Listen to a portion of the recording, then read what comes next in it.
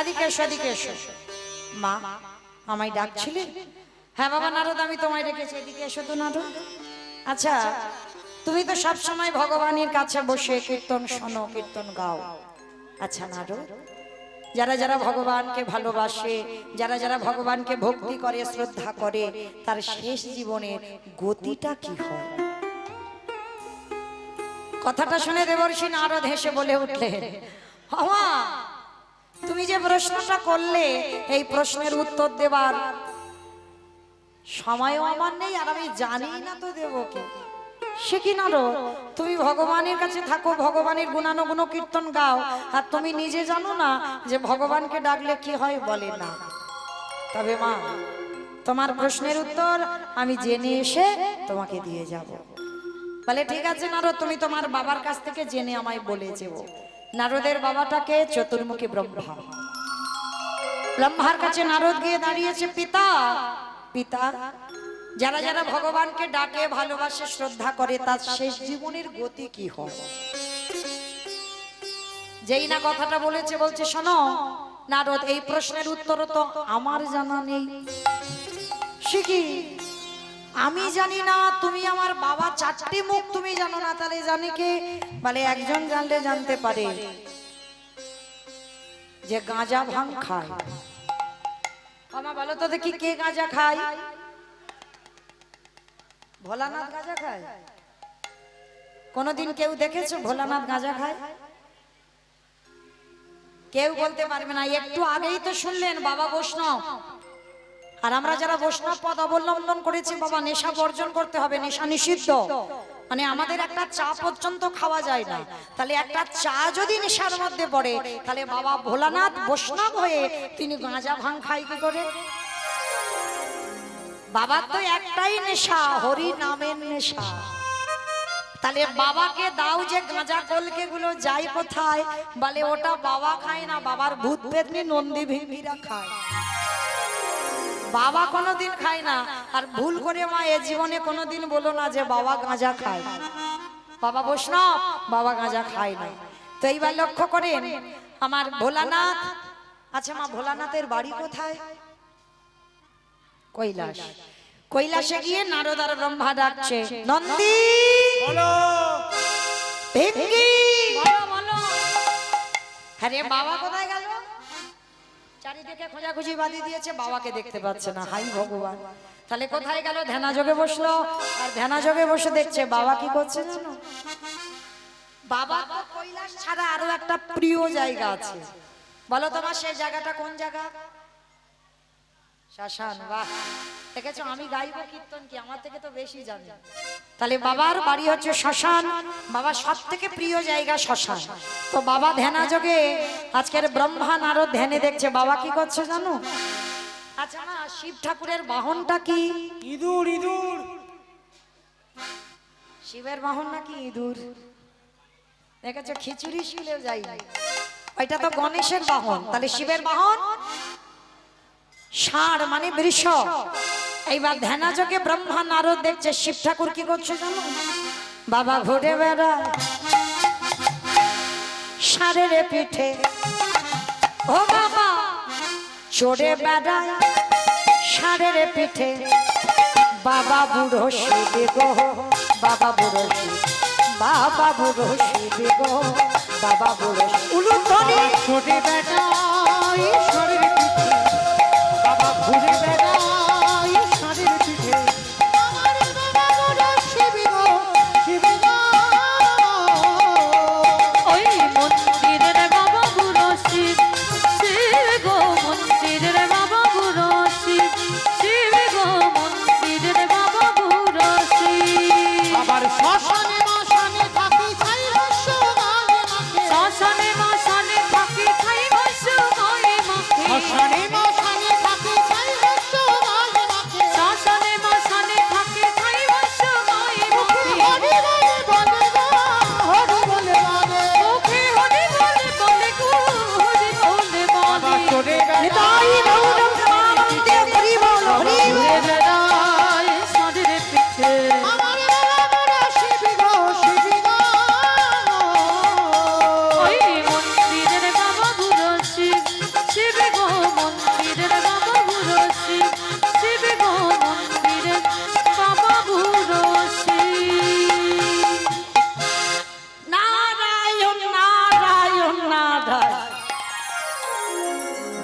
ভোলানাথ, কি ব্যাপার তুমি হঠাৎ এ সময় আমার কাছে কেন? যেই না বলেছে এ সময় তুমি আমার কাছে কেন? এমন সময় নারদমণি প্রশ্ন করলেন, ভোলানাথ, যারা যারা ভগবানকে ডাকে, যারা যারা ভগবানকে সেবা পূজা করে, তার শেষ জীবনের গতি কি হয়? ভোলানাথ বলছে, নারদ, এ প্রশ্নের উত্তর তো আমার জানা নাই। সে কি? আমি জানি না, আর বাবা জানে না, তুমি শিব জানো না, তাহলে জানে কে? বলে একজন জানলে জানতে পারে, যে হচ্ছে নামের নাম। কি গো মাইরা, যার নাম আমি আজকের গাইছি আর যার নাম আপনারা শুনছেন, বলে চলো তার কাছে গেলেই উত্তরটা পেয়ে যাব। বৈকুণ্ঠপতি নারায়ণের কাছে গেছে, প্রভু প্রভু, যারা যারা ভগবানকে ডাকে ভালোবাসে, তার শেষ জীবনের গতি কি হয়? কথাটা শুনে আমার দেবর্ষি নারদকে ভগবান বলছে, নারদ, এ প্রশ্নের উত্তর তো আমার জানা নাই। সে কি? তুমি ভগবান, তোমার নাম জগতে জীব শুনে গায়, তুমি জানো না? বলে না নারদ, তোমার এই প্রশ্নের উত্তর জগতে তারাই দেবে। কারা ভগবান? বলে শোনো, যারাই আমার নামে ভালোবাসে, যারাই আমার নামে উচ্চারণ করে, যারা সদাই নয়ন জলে বক্ষ যুগলে ভাষায় কাঁদে, শয়নে স্বপনে নিদ্রায় জাগরণে, যারা কৃষ্ণ ছাড়া আনে জানে না, যারা কৃষ্ণ নামে মাতুহারা হয়ে গাছে তলায় নিশি যাপন করে। নারদ, অমাইরা, আস্তে আস্তে আস্তে গো, প্রসাদ পাও, কিন্তু ভজন আর ভোজন দুটো একসঙ্গে হয় না। তো সেবা করছো করো, কিন্তু এদিকে একটু ধ্যান দেন, কারণ দু মনে হয় না কীর্তন। গন্ডগোল করো না, যারা প্রসাদ পাচ্ছ ধীরে ধীরে প্রসাদ পাও, পেয়ে আর এদিকে শ্রবণটা রাখো, কারণ প্রসাদ পেতে পেতে ভজনটা যেন বিফল হয়ে না যায়। আর কীর্তনে দুটো অপরাধ কোনোদিন করতে নেই, একটা হচ্ছে বৈষ্ণব অপরাধ, একটা নাম অপরাধ। কোনো আন কথা, আন গন্ডগোল, এগুলো যেন হরিবাসরে না হয়। একটু শান্ত হয়ে বসে। তো আজকে ভগবান বলছে, নারদ, আমার সেই রকম ভক্তের কাছে যাও। তা নারদ হেসে বলে উঠল, প্রভু, তুমি যে ভক্তের নমুনাগুলো দিচ্ছ, ও তো লাখ লাখ কোটি কোটি পাওয়া যায়, তাহলে তুমি নির্দিষ্ট করে বলো কোন ভক্তের কাছে গেলে আমি উত্তরটা পাবো। ভগবান হেসে বলছে, নারদ শোনো, ভক্ত যদি পেতেই হয়, আমাদের সবাইকে যেতে হবে মর্তের মাটিতে। ঠাকুর, তোমার কি মাথা খারাপ? মর্ত, মর্তে তো লোক খেতে যায় আর ঘুমাতে যায়, সিরিয়াল দেখতে যায়। ওরা মোবাইল টিভি আর ঘুমানো ছাড়া কিচ্ছু জানে না, ওরা আবার কি ভক্ত? নারদ, ওরা খাক ঘুমাক টিভি দেখুক যাই করুক না কেন, ওর মধ্যেও আমার পরম ভক্ত আছে। তো চলো, আজকের আমার এক ভক্তের বাড়িতে তোমাকে নিয়ে যাব। ঠাকুর, ভক্তের বাড়িটা কোথায়? চলো, মথুরা জেলার অন্তর্গতে অবন্তী নগর গ্রাম, সেথায় সন্দীপনের বাড়ি করিব মথুরা জেলার অন্তর্গতে অবন্তী নগরে গ্রাম,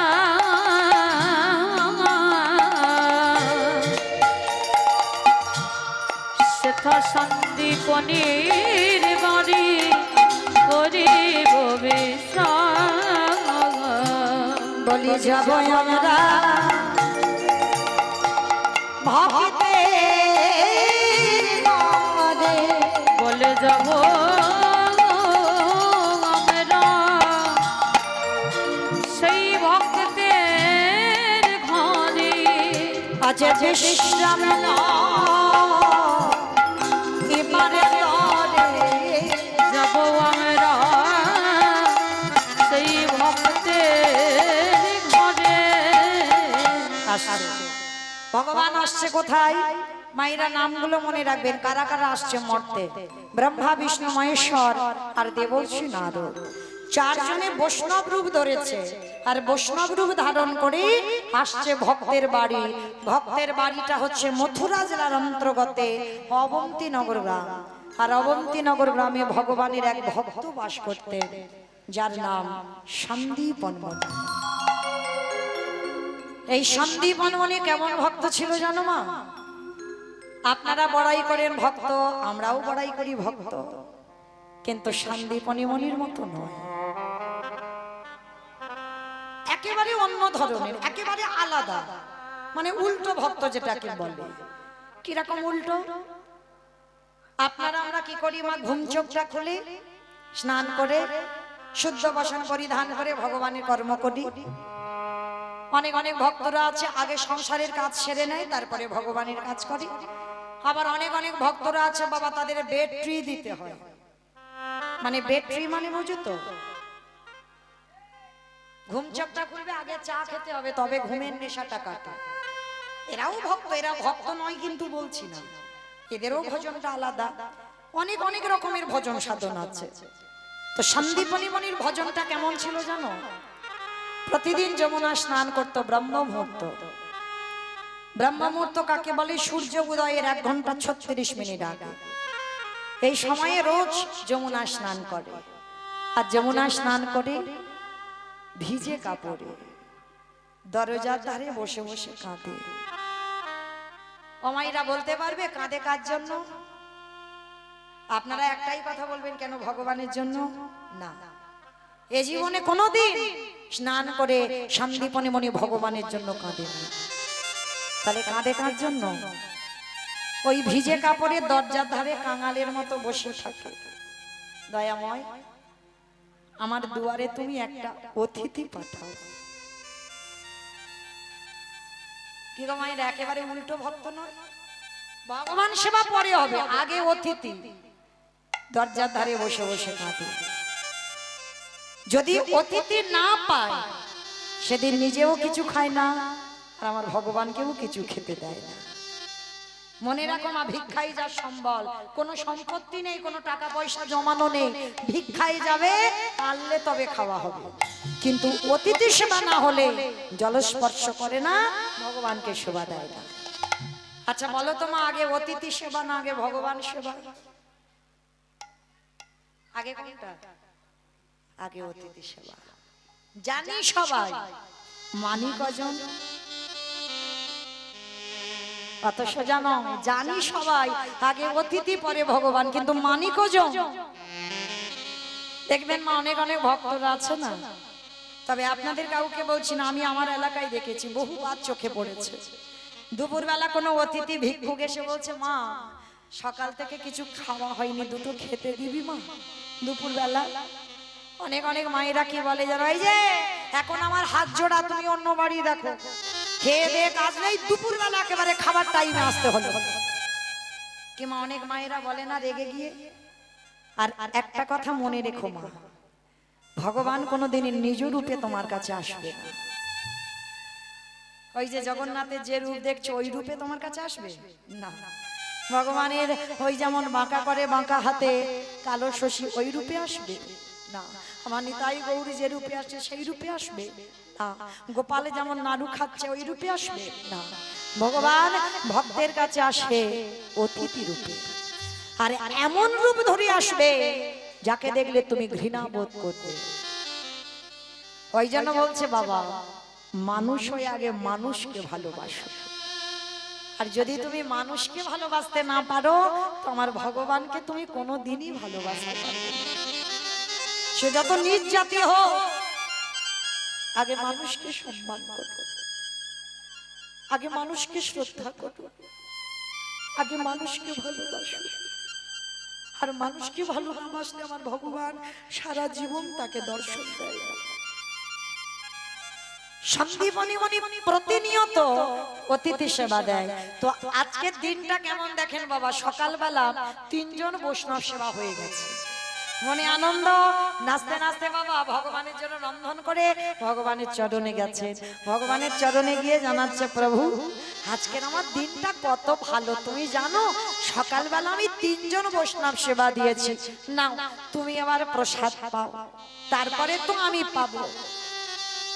কিন্তু ঠাকুর আমি এত ডাকি এত কাঁদি, আস্তে আস্তে কথা নয়, ওহ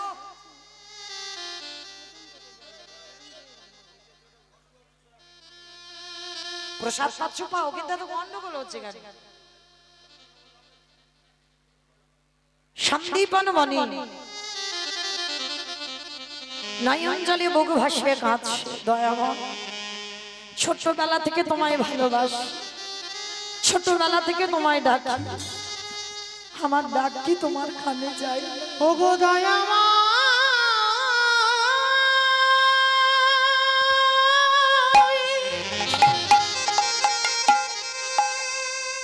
একেবারে দেখো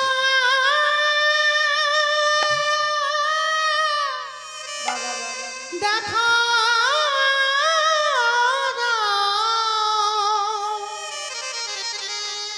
ওগো তুমি নাকি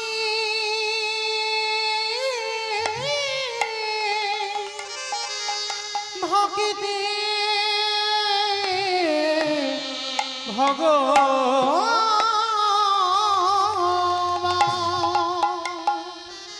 এত কাঁদি এত ডাকি, আমার ডাক কি তোমার চরণে যায় না? তোমায় ডাকতে ডাকতে আজকের আমার নিজের যাওয়ার সময় হয়ে গেল, একবার দেখা দাও না। আমি কোথাও গেলে কত দূরে তুমি আছো, পাবো রে দেখা ওগো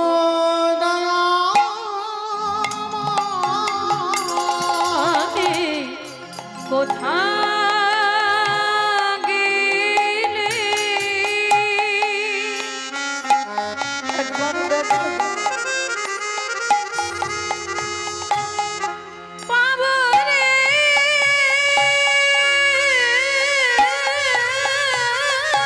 দেখো দেখো ওগো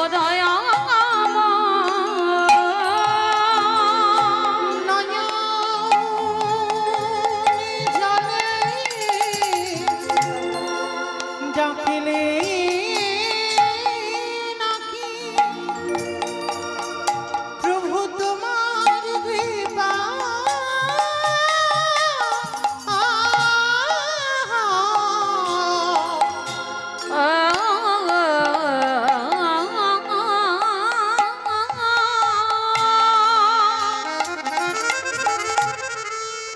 নয়ন জলে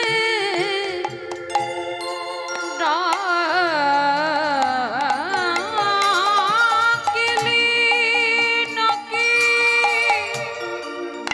তোমার আমি কৃপা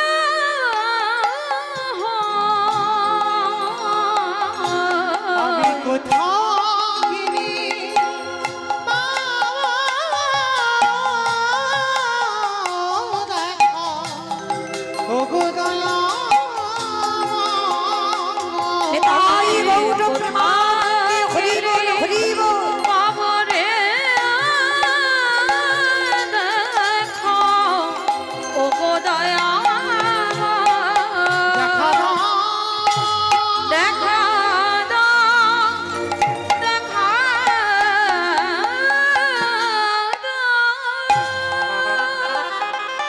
নয়ন জলে বুক ভাসিয়ে কাঁদছে, আর ওদিকে ব্রহ্মা বিষ্ণু মহেশ্বর আর দেবর্ষি নারদ দরজায় এসে গেল, আর দরজায় এসে গিয়ে ডাকছে মনিবা।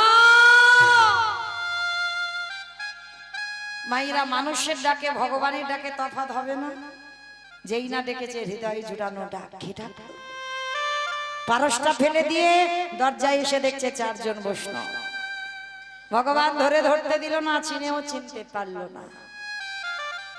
ভগবান এসে আঁচল পেতে বলছে মনিবা আর কিছু খেতে দিতে পারো? সন্দীপনী মনি জানে বাড়িতে বাবা চাল ডাল আছে, রান্না করে 4 জনের মতো হয়ে যাবে, কিন্তু অত সোজা নয়। যা যা কিছু ছিল ভগবান ঘরে ঢুকতেই মা সব কিছু হরণ করে নিয়েছে। সন্দীপনিমার চারজনকে বসিয়ে রেখে ঘরে যেই না চালের হাঁড়িটা খুলেছে, একটাও চাল ডাল পড়ে নিয়ে গেল কোথায়? ভগবান সব খেয়ে ফেলেছে। আর এই সন্দীপনিমণির ছোট্ট একটা ছেলে আছে, যার নাম বটু বলে ডাক দিয়েছে, বটু বটু। যেই না বটু বলে ডাক দিয়েছে, সঙ্গে সঙ্গে বটু এসে বলছে, বাবা আমায় ডাকছিস? হ্যাঁ রে বাবা, আমি তোর ডেকেছি। হ্যাঁ রে, আমার এই হাড়িতে চাল ডাল ছিল, দেখেছিস বাবা? কই না তো, আমি জানবো কি করে চাল ডাল কোথায় আছে? সে কি, তাহলে চাল ডাল গেল কোথায়? বাবা তুমি চিন্তা করো না, দাও তোমার ওই ঝোলাটা দাও, আমি একটু গ্রাম থেকে ভিক্ষা করে আনি। পারবি তুই? কেন পারবো না? আজকে আমি ছোট, এখন থেকে যদি শিখে না রাখি, তাহলে বড় হয়ে আমি অতিথি সেবা দেব কি করে? এখন থেকে তো একটু প্র্যাকটিস করে রাখতে হবে। এই হলো সন্তান। শুধু জন্ম দিলে হবে না বাবা, সে সন্তান যেন সন্তানের মতো হয়। বাবা কাঁদছে দেখে ছেলে, ছোট্ট 5 বছরের ছেলে, মানে কতটুকু, বাবাকে বলছে দাও ঝোলাটা দাও, আমি একটু ভিক্ষা করে আনি। মনে রেখো, সন্তান সেই হয় যে বাবার দুঃখে দুঃখী হয়, যে মায়ের দুঃখে দুঃখী হয়, সেই হয় পৃথিবীতে সুযোগ্য সন্তান। শুধু লেখাপড়ার ডিগ্রি তৈরি হলে তাকে মানুষ বলে না। যার হৃদয়ে মনুষ্যত্ব জ্ঞান আছে, সেই হবে মানুষ। নিতাই গৌর প্রেমানন্দে।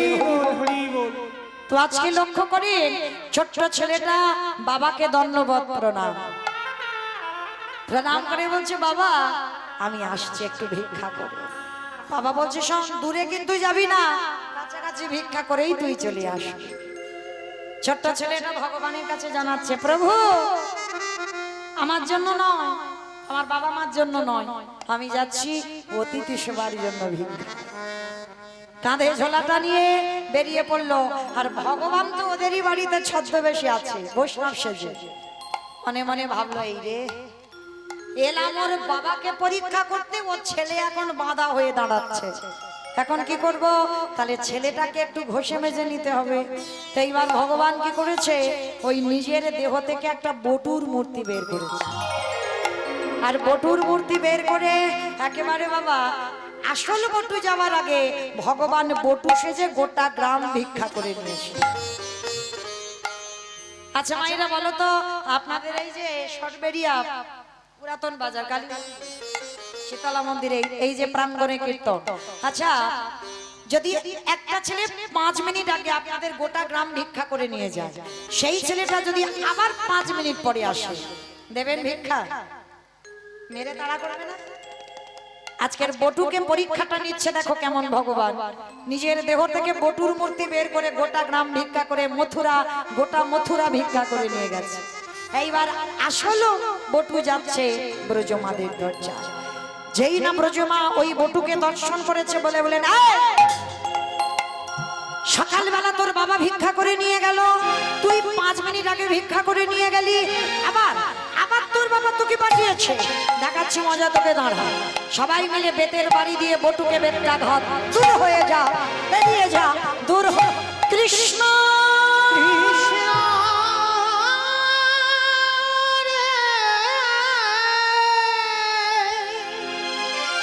এত মারা মেরেছে, ছেলেটা রঙ্গ দিয়ে রক্ত ঝরে ঝরে পড়ছে।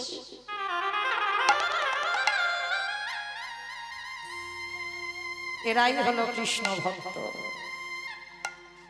বিনা অপরাধে বিনা অন্যায়ে আজকের গ্রাম প্রতিবেশীরা মানল। মনে রেখো মা, যে করে আমার আশ, তারে করি সর্বনাশ। সর্বনাশ কিন্তু নয়, আমরা বলি ভুল, শুনিও ভুল। ভগবান কোনদিন বাবা ভক্তের সর্বনাশ করে? এই বানানটা দেখতে হবে, সর্বনাশ, সর্বনাশ নয়। ভগবান জীবনে ভক্তের সর্বনাশ করে না। যে করে আমার আশ, তারে করি সর্বনাশ। সর্বনাশ মানে ক্ষতি নয়।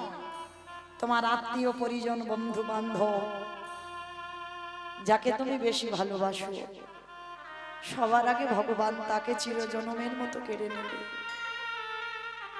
কেড়ে নেবার পরেও, সব নাশ করে দেবার পরেও যদি তার চরণ না ছাড়ো, তারপরেই ভগবান তোমাকে চরণে ঠাঁই দেবে। মনে রেখো মা, এরা দুর্বল হয়ে পড়ো না। যার সংসারে যত বেশি দুঃখ, বেশি কষ্ট, বেশি ব্যথা বেদনা, মনে রেখো ভগবান আছে বলে তোমার জীবনে এত কষ্ট। ভগবান যদি না থাকতো, তোমার জীবনে কোনো কষ্টই থাকতো না। আর যারা সুখের রাজত্বে বসে আছে, যাদের জীবনে কোনো কষ্ট থাকে না, দুঃখ থাকে না, তাদের কাছে ভগবান কোনোদিনই থাকে না। ভগবান তো এমনি বলছে আমি কাঙালের ঠাকুর। ভগবান চেষ্টা করে গো। কৃষ্ণ ভক্ত কোনোদিন পাথর সেটিং করা ঘরে থাকে না। তুমি যদি ভক্ত হয়েছো না, ভগবান চাইবে তোমার মাথার ছাদ আমি কবে কেড়ে নেব, তোমাকে পথের ভিখারি করে দেবে, তোমাকে কাঙাল করে দেবে। তারপরেও যদি তুমি তার চরণ আঁকলে বসে থাকো, তবেই জানবে তুমি চিরকালের জয়ী। তবেই ভগবান তোমাকে চরণে আশ্রয় দেবে। আজকে লীলায় দেখো, ছেলেটা কিছু জানলো না, ভগবান তো ওর রূপ ধরে গোটা গ্রাম ভিক্ষা করে নিয়ে চলে গেল।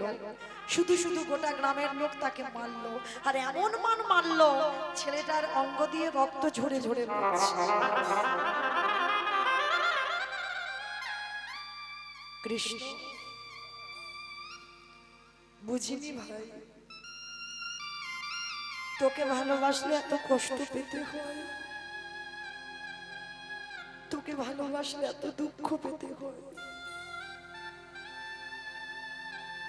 যদি জানতাম, আমি কোনোদিন তোকে ভালোবাসতাম না।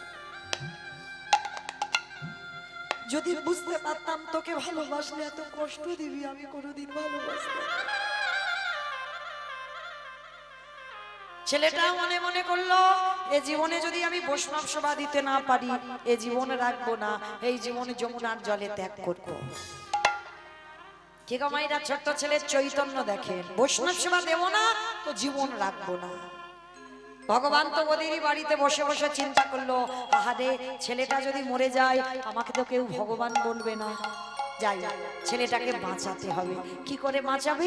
ভগবান একটা পাখি রূপ ধরেছে, আর পাখি রূপ ধারণ করে কানের কাছে বলে যাচ্ছে, এই বটু শোন, তোকে মথুরায় কেউ দিল না ভিক্ষা, তো কি হয়েছে, তুই চলে যা বৃন্দাবন। মনে রেখো মা, বৃন্দাবনে একটা পশু পাখি পর্যন্ত অনাহারে থাকে না। জানো, বৃন্দাবনে যারা গেছেন খুব বানর হনুমান, মানে যারা গেছে তারা ভালো জানো, এত হনুমান। তুমি চোখে যদি চশমা পরে যাও সে কেড়ে নেবে, হাতে মোবাইল থাকলে সে কেড়ে নেবে, যা কিছু থাকবে ব্যাগপত্র সব কেড়ে নিয়ে চলে যাবে। তা জানো, বৃন্দাবনে একটা হনুমান, একটা বানর এত দুষ্টুমি করেছিল, তো এক ভক্ত হনুমানটাকে বন্দি করে রেখে দিয়েছে, আর এমন বন্দি করেছে তাকে খেতেও দেয়নি। তো এই বানরটা সারা রাত অনাহারে কেঁদেই যাচ্ছে, রাধে এবার যে বড় কষ্ট হচ্ছে, আমার কিছু সেবার ব্যবস্থা করে দাও। রাধারানী বর্ষানায় বসে বসে ভাবলো, কে ডাকছে? ললিতা। কি এমন করে আকুল প্রাণে আমায় ডাকি, একবার গিয়ে দেখ কি আমায় রাধে রাধে বলে ডাকছে। ললিতা বলছে, ঠিক আছে, তোকে অত ধৈর্য হারাতে হবে না, দেখছি কি হয়েছে। গিয়ে ললিতা সখী গিয়ে দেখলো, একটা বানরকে এক ভক্ত বেঁধে রেখেছে, সকাল থেকে এত দুষ্টুমি করেছে, তার গাছের ফল খেয়ে নিয়েছে, সবকিছু তছনছ করে দিয়েছে, ওই বানরটাকে বেঁধে রেখে দিয়েছে, আর সেই সারা রাত না খেয়ে রাধে রাধে বলে কাঁদছে। ললিতা ফিরে গিয়ে বলছে, রাধে, ওটা কোনো মানুষ টানুষ নয়, একটা বাঁদর এত দুষ্টুমি করেছে, তাকে বন্দি করে রেখেছে।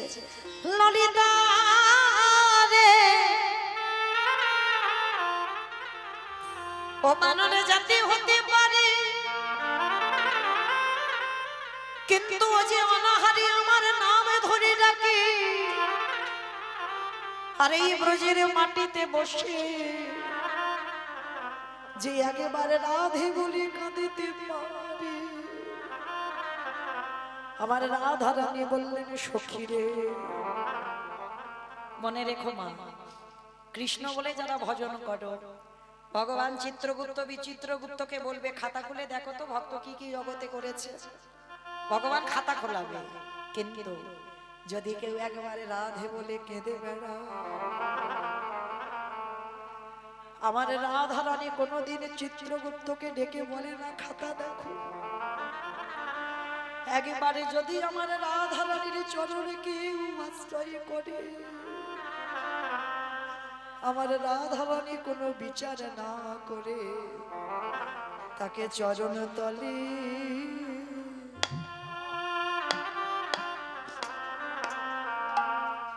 আশ্রয় দেয় গো।